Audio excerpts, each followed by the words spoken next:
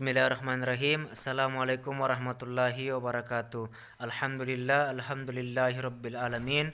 Wassalatu wassalamu ala asrafil anbiya wal mursalin Muhammadin wa ala alihi wa ashabihi ajmain. Amma ba'd.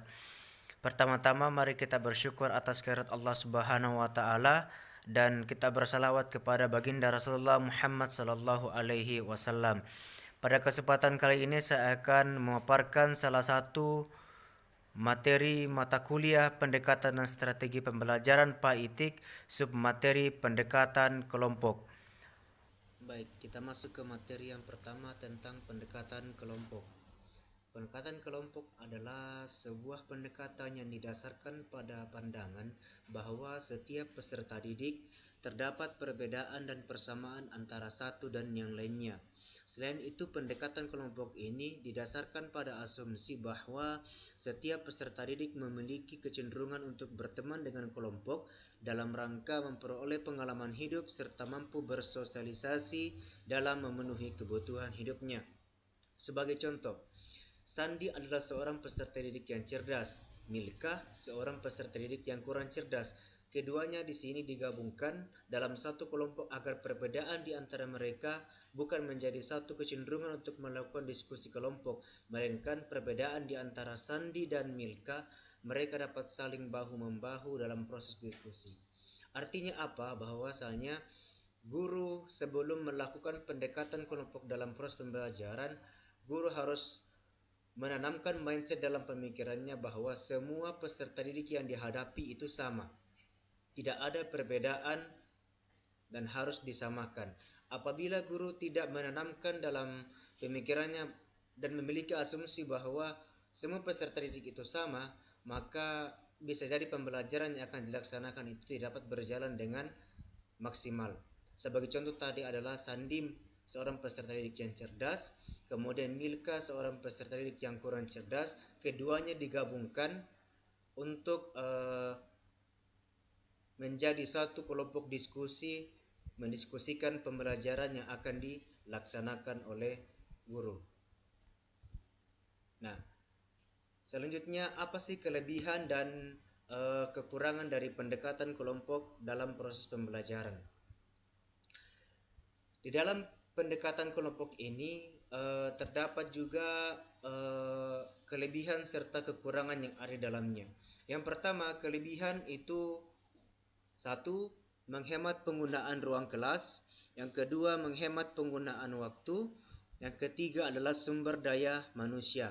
Adapun kekurangannya dari pendekatan kelompok ini, yang pertama adalah guru tidak optimal dalam melakukan bimbingan secara menyeluruh. Yang kedua adalah memberikan kesempatan kepada siswa yang cerdas untuk menyelesaikan tugas. Yang ketiga adalah materi kurang terkontrol.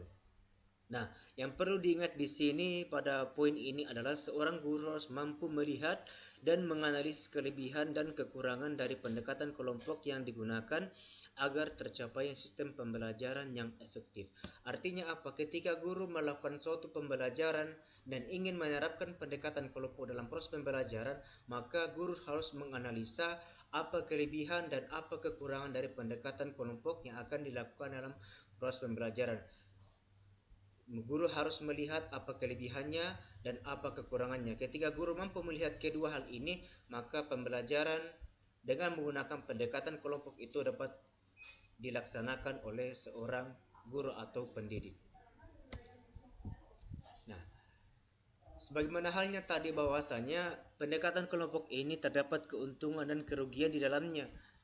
Sudah dijelaskan tadi bahwasanya dari segi keuntungannya di sini adalah mengurangi penggunaan waktu dan sumber daya manusia. Akan tetapi kerugiannya di sini atau kekurangannya adalah tidak memberikan bimbingan kepada siswa secara komprehensif, adil dan merata, serta lebih sedikit topik untuk dipecahkan. Artinya, ketika menggunakan pendekatan kelompok ini, maka topik yang akan dibahas itu sulit untuk dipecahkan, sulit untuk dikembangkan dalam proses pembelajaran. Nah, bahkan di dalam syariat agama Islam itu sendiri terdapat persamaan dan perbedaan di antara hak manusia, akan tetapi perbedaan dan persamaan itu tidak dipertentangkan, akan tetapi dipergunakan untuk saling tolong menolong serta mengukuhkan antara satu dengan yang lainnya. Sebagai contoh, ada ulama yang mengatakan bahwasanya bismillah dalam salat itu harus dikeraskan. Itu pandangan ulama yang pertama. Pandangan ulama yang kedua mengatakan bismillah dalam salat itu tidak dijaharkan. Nah, di sini terjadi perbedaan pendapat di antara keduanya. Akan tetapi ulama yang pertama yang mengatakan bahwasanya bismillah dalam salat itu dijaharkan tidak menyalahkan ulama yang lainnya. Ulama yang kedua yang menyatakan bahwasanya bismillah dalam salat itu tidak dijaharkan, akan tetapi mereka saling mengukuhkan antara satu dengan lainnya dari pendapat tersebut, dan untuk membangun agama Islam ini semakin baik ke depannya. Nah, di dalam pendekatan kelompok ini pula terdapat karakteristik yang harus dimiliki oleh seorang guru dalam melakukan proses pembelajaran. Yang pertama adalah karakteristik yang dimaksud di sini adalah guru itu harus mempertimbangkan jumlah anggota kelompoknya berapa, struktur kelompoknya bagaimana, mulai dari jenis kelaminnya dan usia peserta didik dalam setiap kelompok, kemudian perilaku dari keseluruhan anggota kelompok itu sendiri, kemudian kekompakan dari kelompok yang pertama sampai dengan kelompok 4, kalau memang 4 kelompok, serta kepemimpinan dalam kelompok itu sendiri. Jadi di sini guru harus melihat bagaimana karakteristik yang terjadi di antara peserta didiknya.